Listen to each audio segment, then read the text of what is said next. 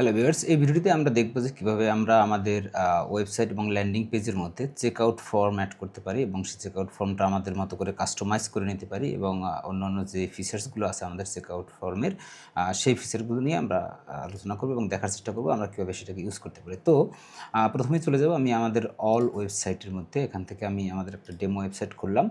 তো নরমালি কী হবে, আপনি যখন ওয়েবসাইট তৈরি করবেন তখন ক্রিয়েট ওয়েবসাইট করার পরে আপনি যখন এই পেজে ল্যান্ড করবেন, এখানে আসবেন, তখন দেখবেন যে আপনার একটা চেকআউট ফর্ম অটোমেটিক কিন্তু চলে আসছে এখানে এবং সেই চেকআউট ফর্মের মধ্যে যখন ঢুকবেন, আপনি এডিটে আসবেন সেটার, তখন দেখবেন যে সেই চেকআউট ফর্মটা এখানে আছে এবং হয়তো এই যে এখানে যেমন টাইমার বা হেডলাইন, সাব হেডলাইন আছে, এগুলো থাকবে না, ব্ল্যাঙ্ক আকারে থাকবে এবং এই যে সাইড বারটা আছে এটাও থাকবে না। ঠিক আছে? আপনি আপনার মতো করে এডিট করে নিতে পারবেন। শুধু হয়তো এই যে ফর্মটা আছে সেই ফর্মটা থাকবে এখানে। এবং এই ফর্মটার ব্যাপারে আমি একটু বলি, যেটা হচ্ছে আমাদের ইকম বিল্ডারের মধ্যে ২ টা চেকআউট ফর্ম এলিমেন্টস আছে। আমি যদি এখানে চেকআউটে যাই, এই যে দেখেন, একটা হচ্ছে সাইট চেকআউট আর একটা হচ্ছে ফানেল চেকআউট। তো সাইট চেকআউট হচ্ছে কি আমাদের স্ট্যান্ডার্ড যে ই-কমার্স ওয়েবসাইটের যে চেকআউট সেটা। আর ফানেল চেকআউট হচ্ছে গিয়ে যে আপনি যদি ল্যান্ডিং পেজ অথবা ফানেলের মধ্যে আপনার কাস্টমাইজড চেকআউট ফর্ম অ্যাড করতে চান, হ্যাঁ? সেখানে মাল্টিপল প্রোডাক্ট বাই ডিফল্টভাবেই থাকবে। সেইসব জিনিসগুলো আপনি এখানে করতে পারবেন। প্লাস অর্ডার বাম্প অ্যাড করা, হ্যাঁ? এবং অন্যান্য যে ফানেলের যে ফিচারগুলো আছে সেগুলো আপনি এখানে পাবেন। তো আমি যেটা দেখাচ্ছি এখন সেটা হচ্ছে সাইট চেকআউট। তো আপনি এখানে আসলে যখন আপনি এট ফার্স্ট এই চেকআউট ফর্মটা দেখবেন, তখন হয়তো দেখবেন যে এখানে আপনার যে full name, phone number, email address এবং অন্যান্য আরও অনেকগুলো ফিল্ড আছে। তো সেই ফিল্ডগুলো কিন্তু আপনি চাইলেই রিমুভ করে দিতে পারেন বা আপনার ইচ্ছেমতো যে ফিল্ড লাগবে বা লাগবে না সেটা আপনি করে নিতে পারবেন। তারপরে হচ্ছে গিয়ে যে আমাদের শিপিং অপশনের যে ইয়েটা, এটা আপনার অটোমেটিক চলে আসবে যেহেতু আপনি শিপিং সেট করছেন অলরেডি সেজন্য।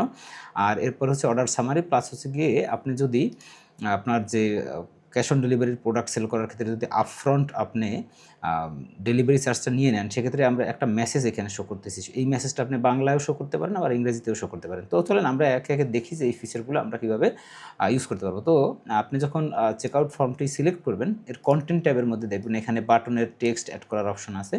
আপনি মেইন টেক্সট প্লাস হচ্ছে গিয়ে সাব টেক্সট দিতে পারবেন। যেমন আমি যদি এখানে দেখাই সাব টেক্সট, অর্থাৎ আপনি যখন সাব টেক্সট দিবেন সেটা আপনার মেইন বাটনের যে টেক্সট সেটার নিচে এখানে এভাবে শো করবে। আচ্ছা, এরপরে হচ্ছে গিয়ে যে আপনার শিপিং কালেকশনের জন্য যেটা আমি বললাম, অ্যাডভান্স যদি আপনি শিপিং ফি নিতে চান সেক্ষেত্রে এই মেসেজটা আপনি চাইলে বাংলায় শো করতে পারেন। এই যে এখানে বাংলা জাস্ট সিলেক্ট করে দিলেই হবে। এরপর সেকশন হেডলাইন। সেকশন হেডলাইন বলতে এখানে এই যে কাস্টমার ইনফরমেশন, তারপরে হচ্ছে গিয়ে শিপিং, পেমেন্ট, অর্ডার সামারি, এগুলো হচ্ছে সেকশন হেডলাইন। তো এই জিনিসগুলো আপনি এখান থেকে চাইলে চেঞ্জ করতে পারবেন, আপডেট করতে পারবেন আপনার ইচ্ছে মতো। এরপরে হচ্ছে শো সিলেক্ট প্রোডাক্ট হেডিং। যদি আপনার এখানে যে আ প্রোডাক্ট সিলেক্টের যে অপশন আছে সেটা যদি আপনি না রাখতে চান, এখান থেকে আপনি রিমুভ করে দিতে পারেন।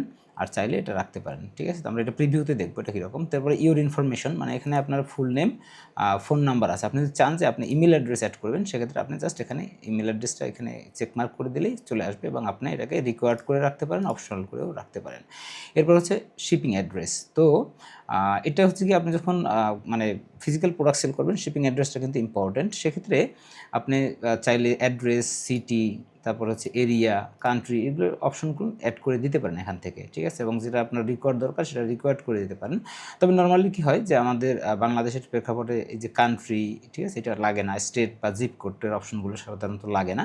বাট আপনার যদি প্রয়োজন হয় কোনো স্পেসিফিক ইউজ কেসের ক্ষেত্রে, সেক্ষেত্রে আপনি এটা ইউজ করতে পারেন। ঠিক আছে? আবার এরিয়া, সিটি যদি আপনি না চান, সেটা আপনি না রাখলেও কোনো সমস্যা নেই। আপনার ইচ্ছে মতো করতে পারবেন। এরপর হচ্ছে অর্ডার সামারি। এখানে আপনি চাইলে অর্ডার সামারির যে এই যে এখানে যে ইমেজটা আছে সেই ইমেজটা আপনি হাইড করে দিতে পারেন অথবা শো করে রাখতে পারেন। বাই ডিফল্ট এটা শো করা থাকবে। তারপর হচ্ছে ট্রাস্ট ব্যাচ। আপনি যদি চান যে বাটনের নিচে আপনি কোনো ইমেজ শো করবেন ট্রাস্ট ব্যাচ হিসেবে, সেটা আপনি করতে পারেন। যেমন অনেক সময় দেখা যায় যে পেমেন্ট প্রোভাইডারদের যে একটা ইমেজ থাকে এখানে অনেকে ইউজ করে, সেটা ইউজ করতে পারেন আপনি। এখানে ট্রাস্ট ব্যাচ ক্লিক করলে এখানে আপনাকে আপলোড করার অপশন দিবে। যেমন যদি আমি এখান থেকে আপলোড করে দিতে চাই, যেমন ধরেন একটা ইমেজ খুঁজে নেব এখান থেকে আমি ট্রাস্ট ব্যাচের জন্য।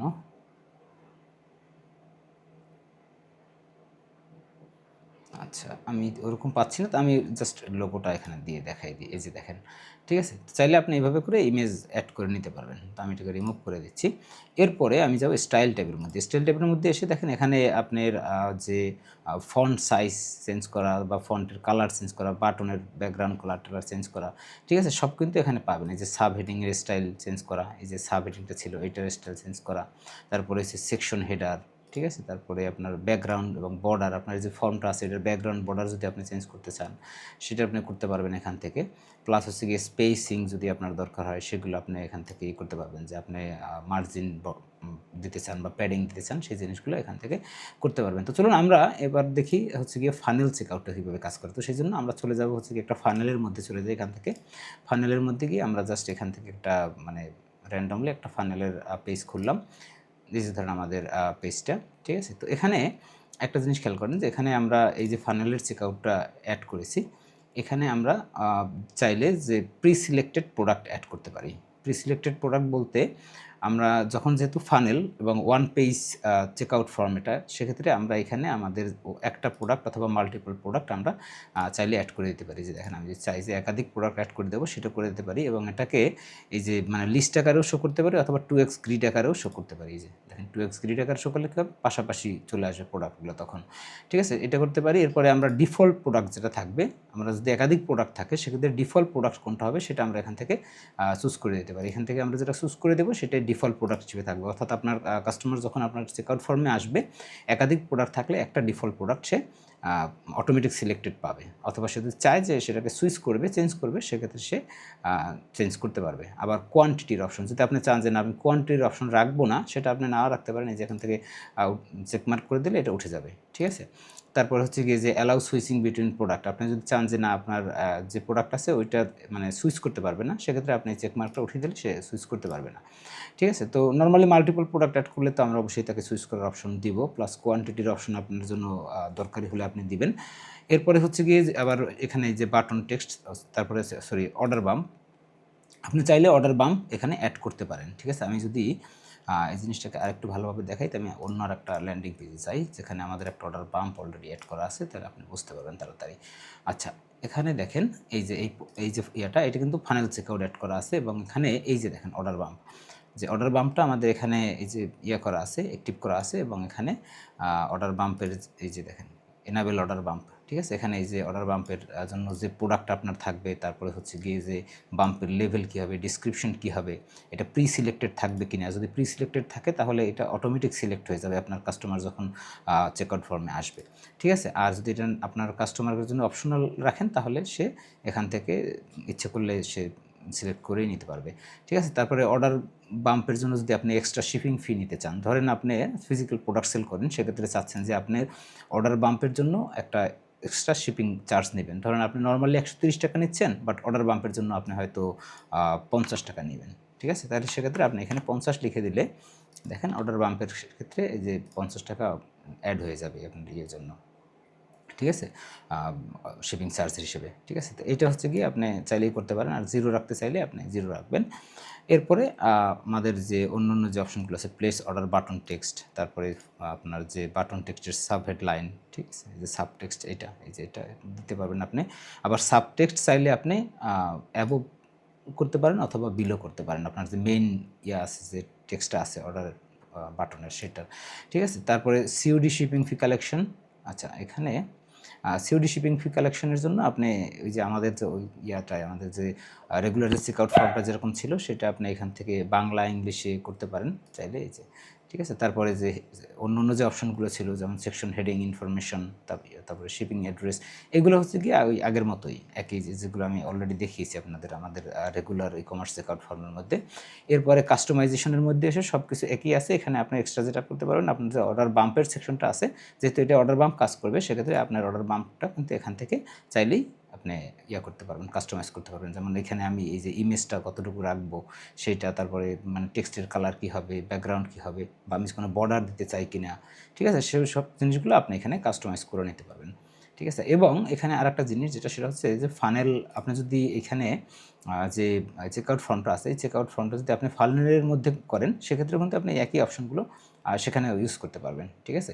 তো আপনাকে আরেকটা কথা আমি একটু বলে নেব, যেটা হচ্ছে গিয়ে যে আমরা যে আমাদের যে ফানেলের চেকআউট আর হচ্ছে গিয়ে যে রেগুলার যে অর্ডার ফর্ম আমাদের ই-কমার্স সাইটের, এটার ডিফারেন্সটা কোথায় সেই জিনিসটা একটু যদি বলার চেষ্টা করি, তাহলে দেখেন আমরা যেমন এটা ধরেন আমাদের একটা ই-কমার্স ওয়েবসাইট, ঠিক আছে? ই-কমার্স ওয়েবসাইটে আমাদের অ্যাড টু কার্ট করলে সে যখন যে প্রসিড চেকআউটে যাবে, সে দেখেন এই যে আমাদের চেকআউট পেজটা চলে আসছে এবং এখানে কিন্তু সে আমাদের যে রেগুলার যে চেকআউট ফর্মটা আছে সেই চেকআউট ফর্মটা পাবে এবং এখানে যদি সে অ্যাড টু কার্টের ভিতরে মাল্টিপল প্রোডাক্ট অ্যাড করে, ঠিক আছে? যেমন এখান থেকে যদি আমি অল প্রোডাক্টসের মধ্যে যাই এবং মাল্টিপল প্রোডাক্ট অ্যাড করি, যেমন এটা কিন্তু ডাইনামিকভাবে কাজ করবে, ঠিক আছে?